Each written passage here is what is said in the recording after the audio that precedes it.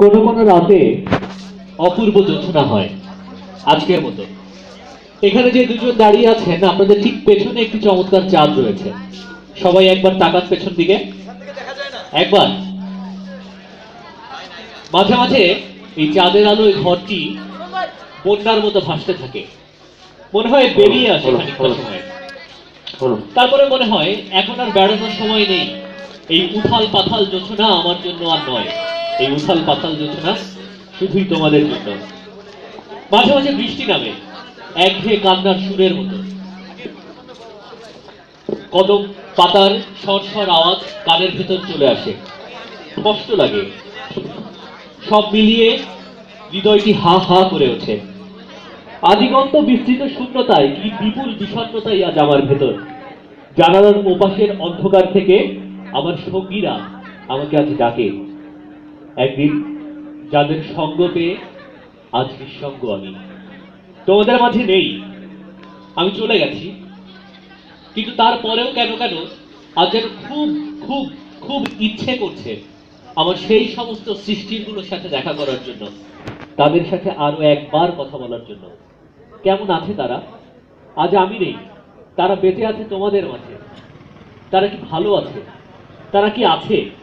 কেউ কি আছে?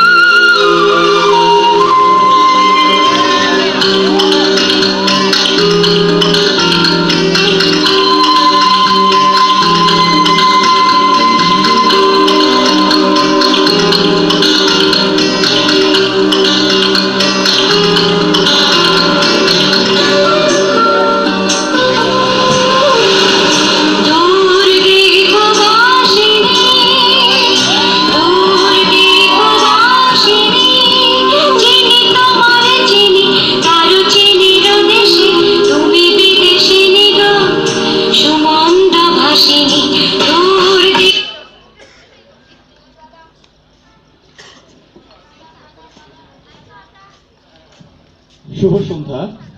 আমি শুভ্র, সে তো শুভ্র। আমার স্রষ্টা, আমার ভগবান হুমায়ুন আহমেদের 6টি উপন্যাসে আপনারা আমাকে দেখেছেন, চিনেছেন, জেনেছেন, হয়তো মনে রাখেননি, কারণ এই শুভ্র বা সে তো শুভ্র হিমুর মতো আকর্ষণীয় কোনো চরিত্র নয়, নয় মিসির আলির মতো ক্যারিজমেটিক কোনো চরিত্র। তারপরও আজ স্রষ্টা আহ্বানে আমি তার সঙ্গে কিছু কথা বলার জন্য এসেছি। মনে পড়ে যাচ্ছে বাইবেলের একটি গল্পের কথা, যেখানে আমরা দেখেছি মোজেস বা মুসা নবী যখন তার স্রষ্টার সামনে হাজির হয়, তখন প্রজ্বলিত ঝোপের মাঝখান থেকে স্রষ্টা তাকে বলে, হে বনি আদম, তুমি তোমার প্রতিপালকের সামনে সম্মুখীন, তুমি অবশ্যই তোমার জুতো খুলে তার সামনে হাজির হও। স্রষ্টা, শুভ সন্ধ্যা। আমি কি আমার পাদুকা খুলিব নাকি পরিয়াই বসিব? তুমি পরিয়াই বসো শুভ্র, তোমার সাথে আমরা কথা বলবো। ধন্যবাদ আপনাকে। আর কেউ কি আছে? স্রষ্টা, আমার মা ফোন করেছিল, আমি উত্তর দিতে পারি না। আপনি যদি অনুমতি দেন তাহলে মাকে জানাবো। আমার মা তো আমাকে অনেক বেশি ভালোবাসেন, তাই তিনি অত্যন্ত দুশ্চিন্তাগ্রস্ত। তুমি কি একটি চশমা নিয়ে এসেছো, না তোমার পকেটে আরো একটি চশমা আছে? আমার পকেটে একটি চশমা দেওয়ার কথা, এই যে আরো একটি চশমা আছে। আমার মা তো ভুল করতে পারে না। সময় নিয়ে নিচ্ছ। ঠিক আছে, তুমি বসো। আপনাকে ধন্যবাদ। হুমায়ুন সাহেব কেমন আছেন? জি। শুভ সন্ধ্যা। আপনারা সবাই আমাকে চিনবেন, জানবেন। আজকে আমার স্রষ্টা, যদিও আমি তাকে আসলে স্রষ্টা বলে সম্বোধন করছি না, কারণ আমরা সহকর্মী ছিলাম। আমি মিসির আলী, ঢাকা বিশ্ববিদ্যালয়ের সাইকোলজি বিভাগের খণ্ডকালীন অধ্যাপক। আপনারা প্রায় 21টি উপন্যাসে আমার উপস্থিতি পেয়েছেন এবং সেই ভালো লাগা আপনারা বুকে ধারণ করেছেন। তো হুমায়ুন আহমেদ সাহেব, আমি আসন গ্রহণ করব এবং শুভ্রকে একটি কথা বলছি যে হিমুকে তুমি হিমু বলে সম্বোধন করতে পারো। মিসির আলী তোমার শিক্ষকের মতো, তুমি আমার ছাত্রের মতো, অবশ্যই মিসির আলী স্যার বলা উচিত ছিল। জি জি, ভগবানের রাজ্যে সবাই সমান, তাহলে তাই আমি হুমায়ুন সেভাবে সাহেব, আমি আপনার বলছি। সঙ্গে আচরণ করেছি। জি। আর কেউ কি আছে?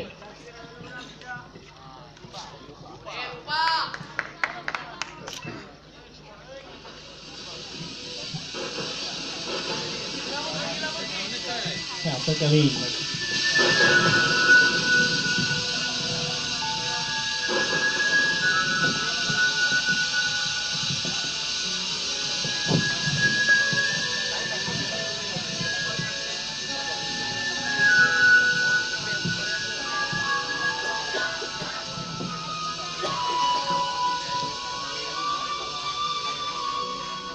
যদি মন কাঁদে তুমি চলে এসো, চলে এসো এক বরষায়। আমি রূপা। যার সৃষ্টি কেন হয়েছে সে নিজেই জানে না, হয়তোবা তার স্রষ্টাও জানে না, কিন্তু সে জানে সে আপনাদের হৃদয়ে আছে। হয়তো হিমুর হৃদয়ে নেই, কিন্তু আপনাদের হৃদয়ে আছে।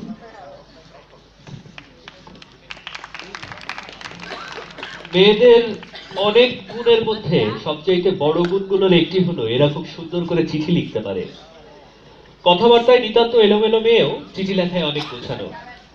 মেয়েদের চিঠিতে আর একটা ব্যাপার থাকে, সেটি হলো বিষাদময়তা। নিতান্ত আনন্দের সংবাদ দিয়ে চিঠি লেখার মধ্যেও তারা কি করে জানি সামান্য হলেও দুঃখ মিশিয়ে দেয়। কাজটা যে তারা ইচ্ছা করে তা নয়, প্রকৃতি তাদের চরিত্রে এই বিষাদময়তা মিশিয়ে দিয়েছে।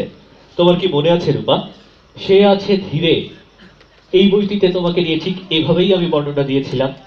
আজকে তুমি যখন তোমার পরিচয় দিলে তখনও কেমন যেন একটি বিষাদময়তা, সবাই যখন এসে খুব উৎফুল্ল, অনেকদিন পরে আমার সাথে দেখা হচ্ছে, কিন্তু তোমার ভেতরে সেই বিষাদময়তাটি এখনো বিদ্যমান। আর কেউ, আর কেউ কি এসেছে?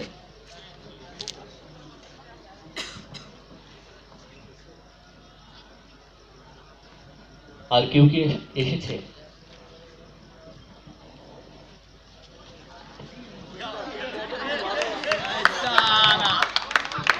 ঠিক কতদিন বাদে স্রষ্টা আপনার সঙ্গে আমাদের দেখা হচ্ছে আপনি কি জানেন?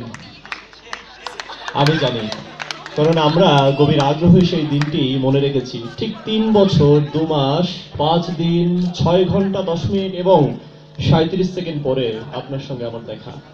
শেষ দেখা হয়েছিল 2012 সালে। সেই দিন আমরা ভুলিনি স্রষ্টা। বহুদিন বাদে দেখা, দেখা যাক। রূপা, হিমু কি 22 টাকা দাও। কিসের জন্য? টাকা দাও। মিসির আলী এসেছে, 555 সিগারেট কিনবো, দুটো। হিমু, আসলে আমার শরীরের অবস্থাটা সেরকম ভালো নয়। আসলে তোমাদের স্রষ্টা, আমার স্রষ্টা হুমায়ুন আহমেদ সাহেব আমাকে শারীরিকভাবে অনেক বেশি রুগ্ন একজন মানুষ হিসেবে তৈরি করেছেন। আমার হৃৎপিণ্ডের অবস্থা খারাপ, আমার রক্তের অবস্থা গড়বড়ে, আমি মাঝে মাঝেই রোগে পড়ি। একটা সিগারেট হলেই চলবে। ধন্যবাদ। এত রোগে আক্রান্ত হওয়ার পরও কেন জানি না এই রোগাক্রান্ত বৃদ্ধ মানুষটির প্রতি তরুণীদের আগ্রহ বরাবরই ছিল। ওই রোগাক্রান্ত হৃৎপিণ্ডেও ভালোবাসা জান না, সে ভালোবাসা কিন্তু থেকে আমি মনের সিগারেটটা দিক দেবে। দিয়ে অনেক বেশি জীবন্ত, অনেক বেশি তারুণ্য ধারণ করি আমার হৃদয়ে। তারুণ্যকে শুধু আপনি আপনার হৃদয়ই ধারণ করেন নাকি অন্য কোথাও করেন? বক্তব্য আলোচনা সাপেক্ষে শুভ্র, আমরা বড় হয়ে যেও না। আর কেউ কি পরবর্তী আছে? বক্তব্য। আর কেউ এসেছে? এসেছে কেউ? আর কেউ নেই?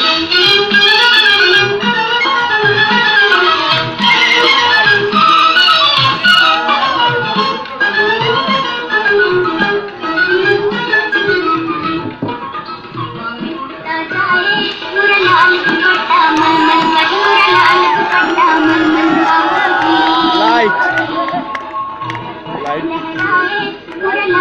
मलमल का मोरा लाल दुपट्टा मलमल का मोती मोती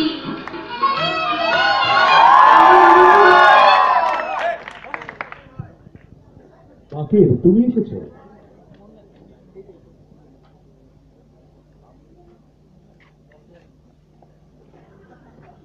বাকির, তুমি আমারটা নাও। আমি রোগাক্রান্ত বিধ্বস্ত মানুষের মাইক্রোফোন নিয়ে না। অযৌক্তিক মানুষ।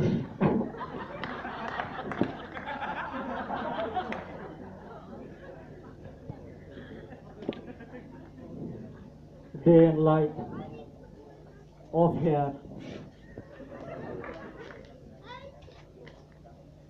condemned ছেলের প্রতি নিঃশ্বাসে wait for death.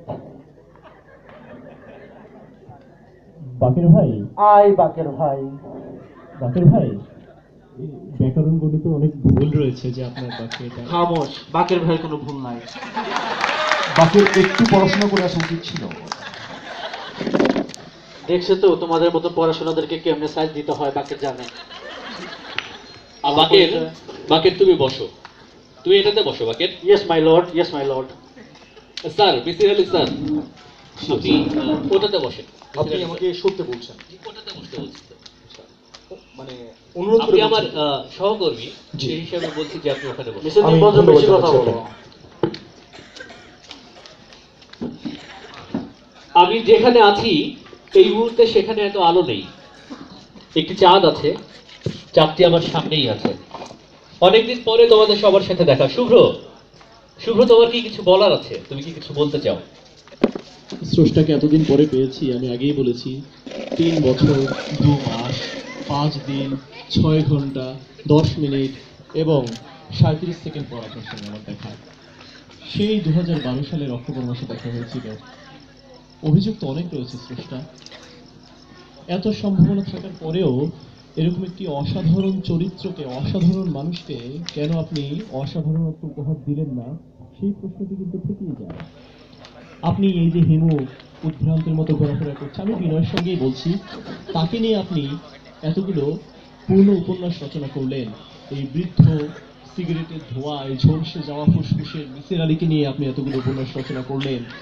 আর একটি ভদ্র ঘরের অত্যন্ত মেধাবী এই তরুণ, যার চোখের সৌন্দর্য বর্ণনা করতে গিয়ে আপনিই কিন্তু বলেছেন ইংরেজি কবি শেলি এবং গৌতম বুদ্ধপুত্র কুণালের পরে এত চমৎকার চোখ নিয়ে আর কোনো পুরুষ জন্মায়নি।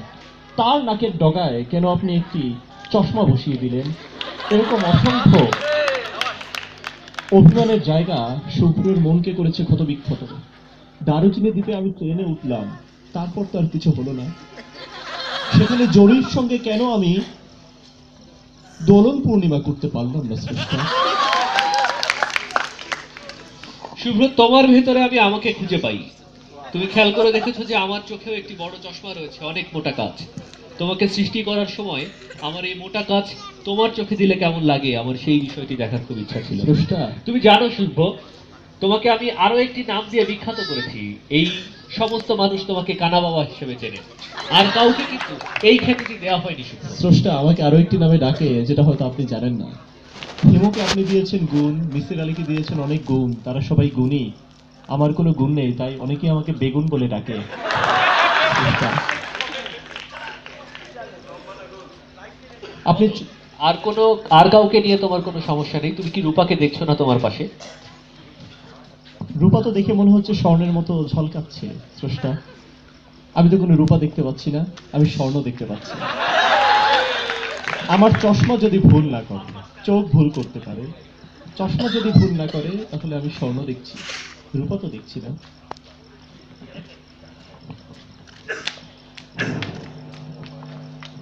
শুভ্র, তুমি যে একটু আগে বললে দোলন পূর্ণিমার কথা, তুমি কি বাকেরকে নিয়ে আমার লেখা কোথাও কেউ নেই বইটি পড়নি? সেখানে আমি বলেছিলাম যে ভালোবাসার মানুষের সাথে বিয়ে না হওয়াটাই বোধহয় ভালো। তোমরা যারা প্রেম করছো এখন, তাদের জন্যও বলছি, ভালোবাসার মানুষের সাথে বিয়ে না হওয়াটাই বোধহয় ভালো। এই কষ্ট তুমি কি বিয়ে হলে মানুষটা থাকে, ভালোবাসা থাকে না। আর বিয়ে যদি না হয় তাহলে হয়তো ভালোবাসাটা থাকে, মানুষটা থাকে না। তোমাকে আমি অন্তরে গেঁথে রাখার জন্য তোমাকে এই দোলন পূর্ণিমাটি করতে দেইনি শুভ্র।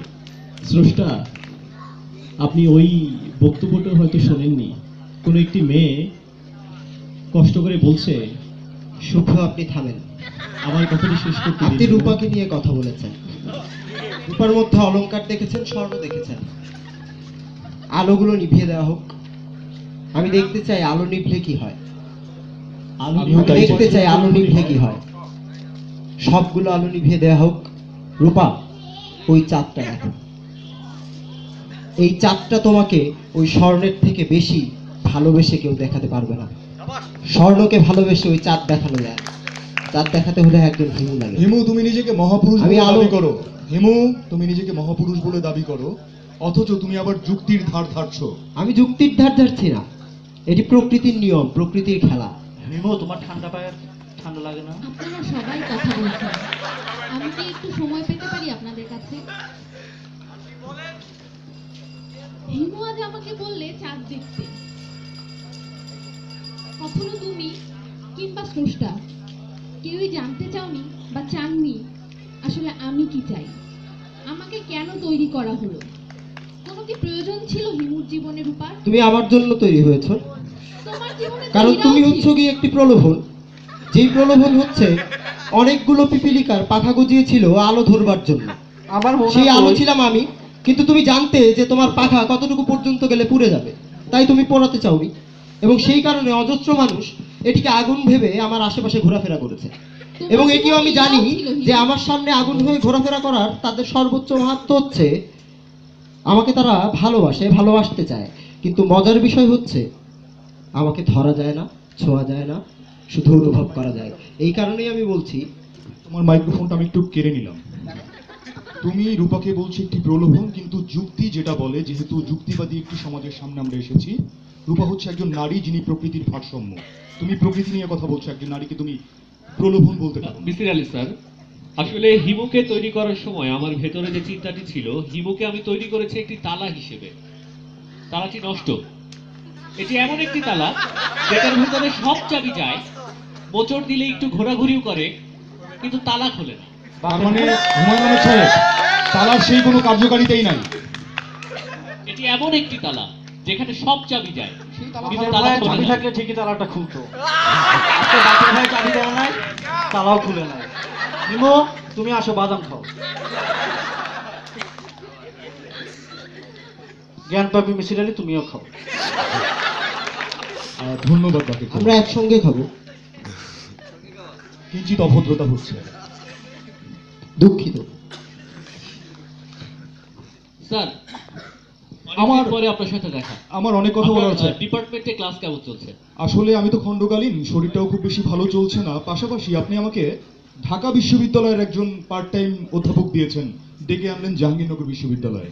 বিশ্ববিদ্যালয়টিতে এসে আমার এত বেশি ভালো লাগলো, যদি আপনি আপনার চরিত্রের রূপায়ণে ঢাকা বিশ্ববিদ্যালয়ে না দিয়ে সেটিকে জাহাঙ্গীরনগর বিশ্ববিদ্যালয়ে দিতেন এবং আমাকে সেই বিশ্ববিদ্যালয়ের অধ্যাপক বানাতেন, আমার মনে হয় আপনার জন্য অনেক বেশি। এখানে আমার একটি ব্যাখ্যা রয়েছে স্যার, মানে আমি আপনার প্রতি সম্পূর্ণ শ্রদ্ধা রেখেই বলছি যে আপনি দেবীতে একজনের প্রেমে পড়েছেন, আপনি আরেকটি উপন্যাসে আরেকজনের সাথে বিবাহ করেছেন, এবং সম্প্রতি কিছু জায়গায় আমি দেখেছি যে আপনার নতুন ব্যাচের ক্লাস নিতে যাওয়ার সময় আপনি বিভিন্ন মেয়েদের দিকে বিভিন্নভাবে তাকিয়েছেন। এই দুঃসাহসটি আমি আপনাকে জাহাঙ্গীরনগর বিশ্ববিদ্যালয়ে করার সুযোগ স্রষ্টা, দিইনি। স্রষ্টা, আমার কিছু কথা ছিল। স্রষ্টা, আমার কিছু কথা ছিল। আমার কথা হচ্ছে, আমি জানতে চাই আমার বিষয়। কারণ আমি এটি বিশ্বাস করি যে আমাকে আপনি যেভাবে বানিয়েছেন এটি কখনোই আমার পক্ষে আবিষ্কার করা সম্ভব হতো না। যদি আবিষ্কার করা সম্ভব হতো তাহলে আজকে বাকের ভাই আমাকে বললেন আমি কেন খালি পাই, এই উত্তর আমি জানতাম। সত্যিই কি আসলে আমি জানি? আমার বাবার কথা বলেছেন আপনি। আপনি বলেছেন যে আমার নাম রাখা হয়েছিল হিমালয়, আমি মহাপুরুষ হব। মহাপুরুষ পেতে হলে কি খালি পায়ে হাঁটা বাধ্যতামূলক?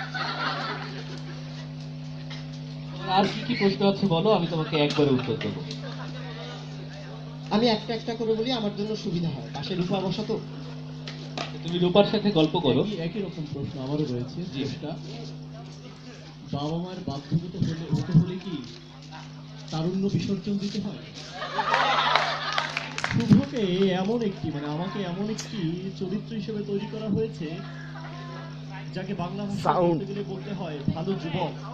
আমরা ভালো ছেলে ধারণার সঙ্গে পরিচিত, ভালো মেয়ে ধারণার সঙ্গে পরিচিত, ভালো মানুষ এই ধারণার সঙ্গেও পরিচিত, কিন্তু ভালো তরুণ এরকম কোনো ধারণার সঙ্গে হয়তো আমরা পরিচিত নই। আমরা বখাটে তরুণ বাক্যের উত্তর পরবর্তীতে দেন। আমার আসলে শীতে খুব কষ্ট হচ্ছে। আপনি আমাকে আসলে একজন পীড়াগ্রস্ত মানুষ হিসেবে সৃষ্টি করেছেন। তো আমি কিছু কথা ছিল আমার, আসলে আমি কি কিছু কথা বলতে পারি? তোমরা প্রত্যেকে আমার চেয়ে বয়সে ছোট। আমি যুক্তিবাদী কথা বলি, আমি কিছু কথা বলে একেবারে চুপ করে যাই। হুমায়ুন সাহেব, আপনি কি আমাকে সেই সুযোগটি দিচ্ছেন? হ্যাঁ বলেন স্যার। আচ্ছা, প্রথমত আপনি আমাকে আপনার একটি চরিত্রের নায়ক করলেন। আপনার প্রত্যেকটি চরিত্রের নায়কের বয়স 20 থেকে 30-এর মাঝখানে। আপনি সেই নায়কের বয়স দিলেন 40 থেকে 50-এর মধ্যে। এত বড় একটি ডিসক্রিমিনেশন আমার সাথে করার কি কোনো দরকার ছিল? স্যার, আপনি আমাকে একটি হিমু, আমি বলতে চাই, অনেকগুলো কথা বলতে চাই। আমি আপনাকে শুধু তুমি আমাকে একটি সিগারেট দিলে, তুমি আমার ব্র্যান্ড জানো না, আমি 555 খাই। জি, আমি আমাকে 555 বেনসন অ্যান্ড পাই। দিয়েছো। দ্বিতীয়ত, তোমার আপনি আকিস আমাকে- বিড়ি দেওয়া দরকার ছিল। আকিব ভাই, আপনার স্যার, স্যার, আপনাকে ওটা দেশলাই দেয়নি। দেশলাই ছাড়া পদার্থ বিজ্ঞানের ভাষায় সিগারেট আপনি জ্বালাতে পারবেন না। তুমি পদার্থবিজ্ঞানের কথা বলছো। একটু আগে তুমি হুমায়ুন আহমেদ সাহেবকে বলছিলে যে তুমি কিছু ঘন্টা মিনিটের পরে যে সেকেন্ডটা বলছিলে, 10 মিনিট আগে যে সেকেন্ডটা বলেছিলে, 10 মিনিট পরে একই সেকেন্ড বলছো। এই মিনিট তো তোমার বাড়িয়ে বিজ্ঞান বলেছি। কোনো জ্ঞানই নাই তোমার, আরো বেশি পড়াশোনা করো। আমি যেটা বলতে চাইছি, আপনি আমাকে সৃষ্টি করলেন একটি রহস্য উপন্যাসের নায়ক হিসেবে, অথচ ফেলুদার মতো আমাকে ডিটেকটিভ বানালেন না, শার্লক হোমসের মতো বানালেন না, এমনকি ব্যোমকেশ বক্সীর মতো আপনি বানালেন না। তোমার মাথা মানে একটু কম মনস্তাত্ত্বিক আছে। একটি জায়গা থেকে, মনস্তাত্ত্বিক একটি জায়গা থেকে আপনি আমাকে ব্যাখ্যা করতে বললেন। হিমু হিমু হিমু, আমি তোমার দিকে আসছি। আমার বয়স 40 থেকে 50-এর মাঝখানে থাকতে পারে, আমিও তো একজন পুরুষ। পুরুষত্ব আমার মধ্যে জাগ্রত হতে পারে। আপনি কি করলেন হুমায়ুন আহমেদ সাহেব? আপনি কি করলেন? আপনি আমাকে কোনো নায়িকাই দিলেন না। হিমু, তোমার রূপা থাকা সত্ত্বেও তোমার প্রত্যেকটি উপন্যাসে তোমার আরেকজন নায়িকা থাকে। তুমি শেষ পর্যন্ত তাদের কাছে আমার ব্যাপারটা বলুন, কেউ নেই। জরি আমি তোমার দিকে হতে আসছি, হতে আমি তোমার দিকে আসছি। তুমি শেষ প্রত্যেকটা উপন্যাসের নায়িকাদের দিকে পরবর্তীতে সব রসবোধ শুষে নিয়ে বলো হিমুরা কারো হাত ধরে না। অথচ এই হাত ধরার জন্য কোনো নারী আপনি মিসির আলীর জন্য রাখেন না। বেসিক্যালি তোমার বয়স হয়েছে। আমি বলছি আমার বয়স হয়েছে, সে কারণে আমি বলতে চাইছি। আর কবে বলতে পারবো আমি জানি না। অন্য ভুবন নামে একটি উপন্যাসে আপনি আমাকে বিয়ে দিয়ে দিলেন। আমি সংসার করা শুরু করলাম। ওমা, এরপরে যে 20টি উপন্যাস রয়েছে আগে পরে, কোন উপন্যাসে আমার বউ নাই। মাই লর্ড, আমার কিছু কথা ছিল। বাগের ভাই, একটা বিষয়, আপনি এই old rubbish old man, bloody, চুপ বসো। একটু ভদ্রভাবে কথা বললে আমার জন্য সুবিধা। এই অভদ্র লাফাঙ্গা হিমু, এখানে বউ। মোনা, তোমার ব্যাগে চকলেট আছে? একটা শুভ্রকে দাও। আচ্ছা শোনো মাই লর্ড, হ্যাঁ দাঁড়াও, বসতেও পারো। মাই লর্ড, আমার মোনার কি হলো? আজকে আমার মোনা নাই। আমার জেলখানায় বসে ধুকে ধুকে চোখের পানি ফেলতে হয়। বাকির ভাইয়ের চোখের পানি আসে না, জোর করে আনতে হয়। টিপা টিপিতেই তাও আসে না। মাই লর্ড, আজকে মোনার কষ্টে আমি যাই। আজকে আমার জন্য যখন আমার মৃত্যুদণ্ডের যখন পরোয়ানা জারি করা হয়, এখানে ছোট ছোট নাইস লেডি কিশোর বার্তারা ওরা চলে আসে। মোনার বিয়ে হয়ে গিয়েছে বাকের ভাই। মোনার বিয়ে হয়েছে তা তো আমি জানি। আমার মনে যাও হয়েছে। আমার মৌতের পরে। মাই লর্ড, আপনি হেরে গেছেন। আপনি কোন দিন হেরেছেন? যেদিন আপনি বাক্যের ভাইকে মৃত্যুদণ্ড দিয়েছেন। আজকে আমি একজন সৃষ্টি হিসেবে স্রষ্টার কাছে চ্যালেঞ্জ করতে চাই। আপনি একজন পরাজিত, দুর্বল, ভেঙে পড়া পুরুষ। কারণ আপনি সেই দিনই হেরে গেছেন যেদিন আমার মৃত্যুর খবর শুনে সারা ঢাকা শহরের হাজার মানুষ নেমে আসছিল না বাচ্চারা? আসছিল। মাই লর্ড, হে প্রভু, আপনি হেরে গেছেন। এখন থেকে আপনি আমার শিষ্যত্ব গ্রহণ করুন। বাকের ভাই, আপনি তো শুনতে পাচ্ছেন, বুঝতে পারছি আপনি অনেক কষ্টে আছেন। তারপরও স্রষ্টার কাছে আমার কিছু প্রশ্ন আছে। আপনি যদি অনুমতি দেন, আমি আপনাকে প্রশ্ন করতে চাই। তোমার কথা শোনার জন্যই তো বসে আছি রূপা, বলো। আপনি আমার কথা শোনার জন্য বসে আছেন, শুনে আনন্দিত হলাম। আমার আপনার কাছে প্রশ্ন, আপনি আমাকে তৈরি করলেন কেন? আপনি আমাকে হিমুর জীবনে পাঠালেন, আমার মনে ভালোবাসা দিয়েই পাঠালেন, কিন্তু সেই হিমুর সাথে আপনি আমার মিলন ঘটালেন না। তার জীবনে আপনি ইরাকে এনে দিলেন। আপনি নতুন বই লিখলেন, উপন্যাস লিখলেন, সেখানে আপনি নামকরণ করলেন রূপা, কিন্তু সেই রূপা আমি নই। তাহলে আমি কেন আপনার তৈরি চরিত্র? আপনি কেন আমার স্রষ্টা? আমি কেন আপনার সৃষ্টি? যেখানে আপনি একজন নারী চরিত্রই তৈরি করতে পারেন না, যেখানে আপনি একজন নারী চরিত্রকে সম্পূর্ণতা দিতে পারেন না, সেখানে আপনি কেন রূপাকে টেনে আনলেন? আসল এটা কি নারীকে পারে, আপনার ব্যর্থতা চরিত্র নয়? পারে না। আমি তোমাকে দিয়ে এখনকার যে তরুণ প্রজন্ম রয়েছে নারী, তাদেরকে একটি শিক্ষা দিতে চেয়েছি রূপা। সেটি হচ্ছে রূপবতী নারীদের কখনো প্রেমে পড়া উচিত নয়। রূপবতী নারীরা বসে থাকবে, তাদের প্রেমে পড়বে অন্য পুরুষেরা। কিন্তু তুমি একজন রূপবতী নারী, তুমি প্রেমে পড়েছিলে হিমুর। কারণ এছাড়া বিকল্প ছিল না। তোমাকে আমি মহাপুরুষ হিসেবে তৈরি করার চেষ্টা করেছি হিমু। এই জন্য এই পৃথিবীতে আর কোন লেখক নিজের হাতে ধরে একজন মহাপুরুষ তৈরি করার দুঃসাহস দেখায়নি। আমি তোমাকে তৈরি করেছি। থাকে ভাই। স্যার আমি একটা কথা বলতে চাই। তার আগে স্যার মিসির আলী, আমি আরেকটা প্রশ্ন করে নিই। আমাকে নাকি হুমায়ুন আহমেদ? হুমায়ুন আহমেদ জি। আমাকে করলে কৃতজ্ঞতা। আপনার কাছে আমার কোনো প্রশ্ন নেই, আপনার সাথে আমার কোনো যোগাযোগ নেই, আমি কিভাবে করব বলুন? আমি আমার স্রষ্টাকে প্রশ্ন করতে চাই। আপনি হিমুকে একজন মহাপুরুষ বানাতে চেয়েছেন, কিন্তু দেখুন আজ সেই মহাপুরুষ এই মুক্ত মঞ্চে দাঁড়িয়ে এসে আবারও আমার কাছেই টাকা চাইলো, রূপা টাকা দাও আমি সিগারেট খাবো।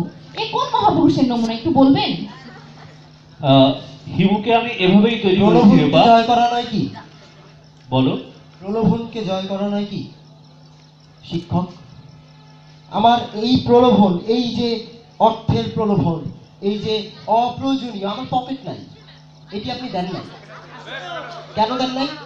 হ্যাঁ, এইটার পকেট আছে, কারণ পকেট আছে, শিলি করা। এই পকেট ছাড়াও পৃথিবীর সকল অপ্রয়োজনীয় জিনিস আমি জীবন থেকে ত্যাগ করেছি। যেই জায়গায় গেলে যে জিনিসটা আমি পেয়ে যাব, সেই জায়গা পর্যন্ত ওই বিষয়টি বহন করার তো কোনো বিষয় মানে হয় না। এই কারণেই আমার কাছে অর্থ নাই রূপা। কারণ আমি এই পর্যন্ত যখন এসেছি তখন পর্যন্ত আমার কাছে অর্থ মাজেদা খালা আছে না? আমি জানতাম, হ্যাঁ মাজেদা খালা ছিলেন বলেই তো আমার নিজের কোনো অর্থের প্রয়োজন হয় না। এটি আমার জন্য অপ্রয়োজনীয়। তোমার কাছে অর্থ নেই কারণ তুমি জানো তুমি আমার কাছ থেকে চেয়ে পাবে। হ্যাঁ, তুমি আমার কাছে চেয়ে পাবে, কারণেই তোমার কাছে অর্থ নেই। হ্যাঁ। তার মানে তুমি মহাপুরুষ নও। না, আমি এটি আমার কাছে অপ্রয়োজনীয় বিধায় আমি বহন করি না। আবার এই কারণেই আমি তোমার কাছে বা সবার কাছেই মহাপুরুষ যে এইরকম অজস্র রূপাও আগুনটিকে নিভিয়ে ফেলতে পারে। আর রূপাকে নিয়ে একটা কথা হবে না। রূপাকে যতবার কথা হয় আমার মোনার কথা মনে পড়ে। মোনাকে নিয়ে আমি একটা কথা বলতে চাই। মিসির আলী, মোনার কাছে আমার একটা প্রশ্ন ছিল। আমি প্রশ্নটা আপনার অসংখ্য যুক্তি, অসংখ্য তত্ত্ব উপাত্ত, আপনি আমাকে বলেন আপনার এই যুক্তি, তত্ত্ব উপাত্ত, আপনার ভালোবাসা বোধ কিংবা আপনার আত্মা বলে যে বিষয়টা আছে, এটিকে কিভাবে ব্যাখ্যা করবেন? আমার আত্মাকে সবকিছু হিমু, আমার এই যুক্তি আমার আত্মাকে ব্যাখ্যা না করতে পারলেও সত্যকে ব্যাখ্যা করতে পেরেছে। মুনার প্রসঙ্গ এসেছে, রূপার প্রসঙ্গ এসেছে। হুমায়ুন আহমেদ সাহেব, পাকের ভাই জীবনে মুনা ছিল।